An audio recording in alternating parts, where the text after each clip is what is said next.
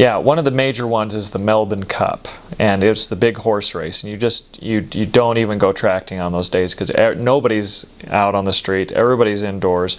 It's about as sacred as Christmas, to be honest. But it was a major holiday that day. Everybody had it off and to be able to watch the Melbourne Cup. And so, yeah, it was fun because there were certain days like that where they had that. They also have the Melbourne. The Australia Open is played there in Melbourne, and that was also kind of a holiday, that whole week while that tournament is going on in tennis. And in fact, one P-Day we were able to actually go and watch a match, which was really fun. But a lot of those in January, February. And during the summer months, and see, that's the thing. That's the fun thing about going to Southern Hemisphere. Is you're going around tracting on Christmas or near there, and it's just like 100 degree weather to us. To them they're in Celsius, so it's like it was 40 degrees. It's just like it was burning up, and you're just like, what is going on here? This is Christmas time.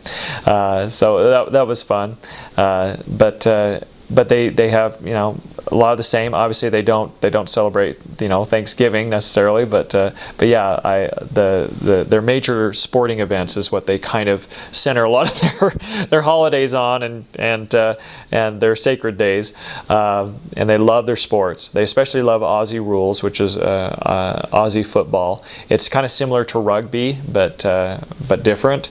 It's kind of their own thing, and everybody's very into their sports. So everybody has their own sporting teams that they just love and root for. And obviously soccer and cricket are very big sports down there, as well as of course Aussie rules and even rugby.